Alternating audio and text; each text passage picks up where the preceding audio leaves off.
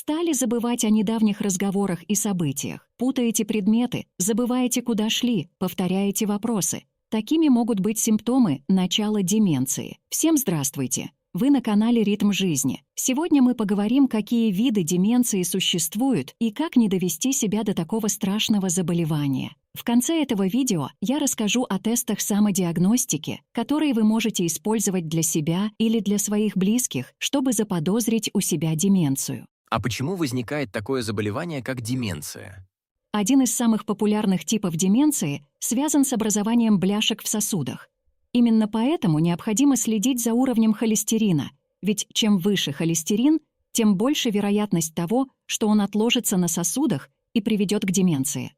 Головной мозг попросту не будет получать столько крови, сколько ему нужно, а значит, он будет постепенно увядать, стареть и терять все свои функции. Также, если мы говорим о каких-то других видах деменции, например, болезни Альцгеймера, единой принятой теории или причины развития этого заболевания не существует. На данный момент наука работает в этом направлении. Существует большое количество предположительных факторов, которые могут влиять на развитие болезни Альцгеймера. Кроме того, хочется отметить, что болезнь Альцгеймера — это более молодой вид деменции, чем сосудистая деменция. Потому что болезнь Альцгеймера может заставать людей даже в 60 лет. Что нельзя сказать о сосудистой деменции, потому что сосудистая деменция, ей подвержены люди старшего поколения. А теперь давайте подробнее поговорим не только об этих двух самых популярных видах деменции, но и о тех видах деменции, которые даже можно перепутать с каким-то психиатрическим заболеванием. Деменция — это общий термин, который используется для обозначения снижения памяти, изменения поведения и мышления. Я думаю, что все вы слышали о таком заболевании, как болезнь Альцгеймера. Дело в том, что это на данный момент самый часто встречающийся тип деменции, который у всех на слуху. Болезнь Альцгеймера — это прогрессирующее нейродегенеративное заболевание, когда происходит как будто увядание способности головного мозга, и человек начинает терять память, а также у него изменяется мышление. Кроме того, к сожалению, болезнь Альцгеймера затрагивает и другие когнитивные функции. Человек становится неспособным выполнять свою обычную деятельность. Он может потеряться, выйти из дома и забыть, где он живет, и вообще не вспомнить своих близких. А можно ли умереть от Альцгеймера? Да, от болезни Альцгеймера можно умереть, потому что человек, теряя все свои когнитивные функции, забывает, грубо говоря, как ему жить, как ему выполнять все то, что он делал в обычной жизни. Следующий по распространенности тип деменции — это сосудистая деменция. Как мы знаем, к нашему головному мозгу происходит приток огромного количества крови по сосудам шеи, и когда в этих сосудах вырастают бляшки, или когда в головном мозге, в сосудах головного мозга вырастают бляшки, головной мозг находится в дефиците крови, а значит и в дефиците питательных веществ. Таким образом, клетки головного мозга начинают умирать постепенно, и это все приводит к тому, что человек теряет способность мыслить, теряет память и другие всякие функции, которые связаны с головным мозгом. Чтобы не допустить у себя развития именно такого вида деменции, необходимо следить за уровнем холестерина, потому что именно от уровня холестерина зависит нарастание тех самых бляшек на сосудах. И также, чем выше уровень холестерина, тем больше вероятности, что у человека будет либо инфаркт, либо инсульт.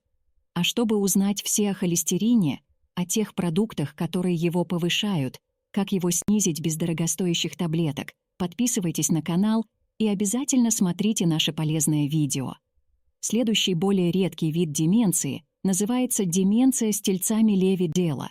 В том, что тельца Леви — это такие белковые отложения, которые откладываются в нашем головном мозге и замещают как бы нормальную ткань головного мозга, и из-за этого мозг начинает, грубо говоря, тяжелее думать.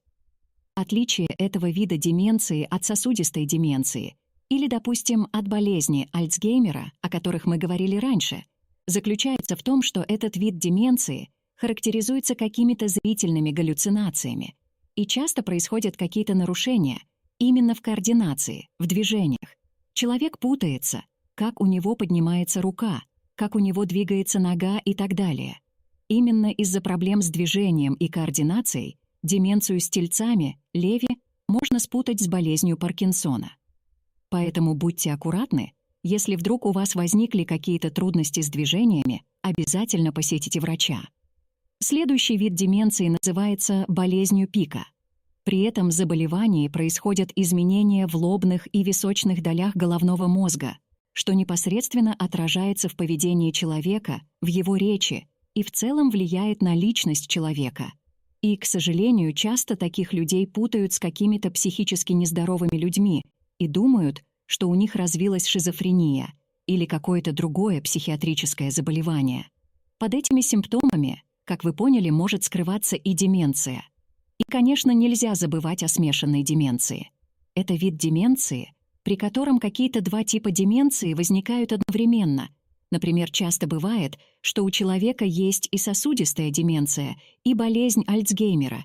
И наличие нескольких типов деменции, а именно смешанной деменции, осложняет течение заболевания и, к сожалению, приводит к более неблагоприятному прогнозу и даже быстрой смерти.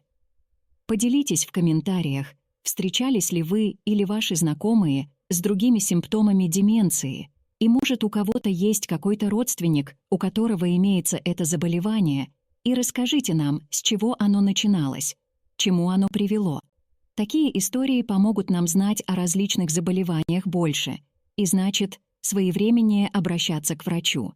В наше время часто происходит такое, что человек обращается к врачу, человек в возрасте, жалуется на какие-то заболевания, и врач ему говорит без всяких обследований: «Да, у вас уже деменция», и назначает какие-нибудь таблетки или витамины. Не допустите такого, чтобы врач вас не пообследовал перед тем, как поставить диагноз «деменция», потому что видов деменции очень много, и необходимо убедиться, какой именно тип деменции, если это заболевание человеку выставляется, у него есть на самом деле. Ведь, как я сказала раньше, деменцию можно спутать и с болезнью Паркинсона, и также деменция может быть как сосудистая, так и болезнью Альцгеймера. Помимо того, под деменцией может скрываться какие-то симптомы рассеянного склероза. Это неврологическое заболевание. Будьте в этом вопросе внимательны. До появления современных методов диагностики, таких как МРТ головного мозга, КТ головного мозга, болезнь Альцгеймера правильно ставилась лишь в 60% случаев, а другие 40% пациентов, то есть они ходили с неправильным диагнозом. Именно потому, что современная медицина далеко шагнула вперед, необходимо обращаться к врачу и как бы докапываться до причины заболевания. Наиболее ранним симптомом болезни Альцгеймера являются проблемы с запоминанием новой информации.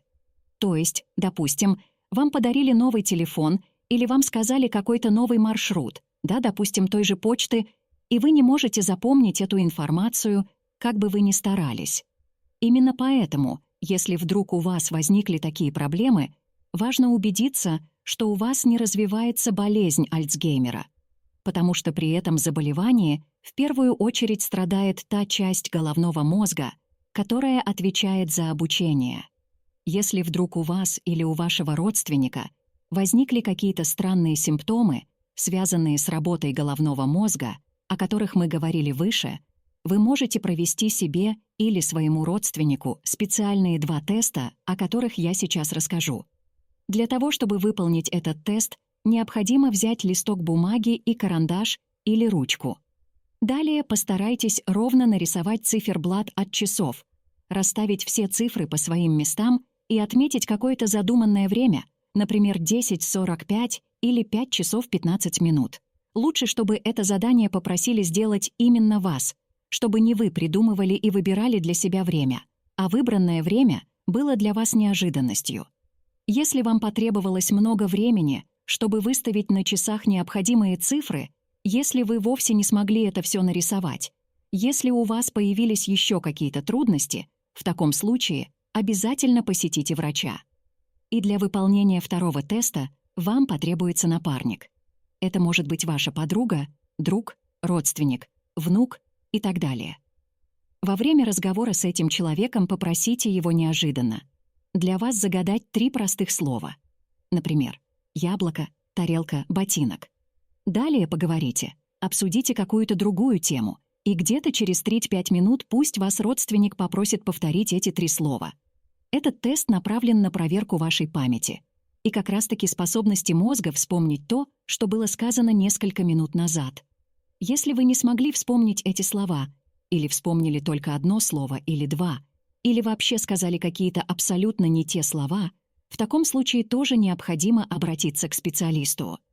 Эти тесты могут показать, что у вас есть какие-то проблемы с функциями головного мозга. Но это может быть как и деменция, а их много видов, как мы с вами уже узнали. Так и, допустим, болезнь Паркинсона или вообще симптом другого заболевания, поэтому лучше, чем врач, это вам никто не диагностирует. И, конечно же, за диагностикой стоит подбор правильного лечения, которое тоже вам сможет назначить только профильный специалист. Может ли инсульт увеличить риск развития деменции? Да, конечно. Любой инсульт является фактором риска развития деменции, потому что, опять же, существует несколько типов инсультов. И основной тип инсульта называется ишемическим, то есть, когда в сосудах головного мозга образуются бляшки, в какой-то момент эти бляшки становятся настолько большими, что часть мозга перестает питаться кровью, и она просто умирает, и формируется инсульт. Таким образом, мы получаем какую-то часть мозга, которая уже утратила свои функции, а это уже предвестник того, что в целом может у человека развиться не только какие-то неврологические симптомы, но и деменция в будущем. Неврологические симптомы, как слабость или паралич руки, ноги, проблемы с речью и так далее. Возможно ли в современном мире прожить до глубокой старости без деменции? В целом, такой вариант развития событий, он возможен, но существуют виды деменции, которые мы не знаем, от чего они появляются, например, та же болезнь Альцгеймера, потому что деменцию можно профилактировать, но если заболевание уже развилось, остановить его, к сожалению, никак нельзя, можно только лишь замедлить.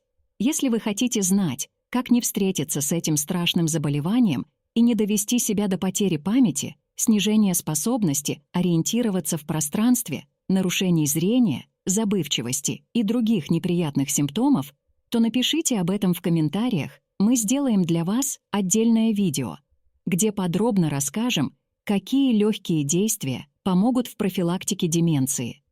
И не забывайте подписываться на наш канал, чтобы знать о всех опасных симптомах разных заболеваний. И самое главное, не путать заболевания и делать все в своей жизни, что поможет вам оставаться здоровыми. Вы были на канале «Ритм жизни». Пока-пока.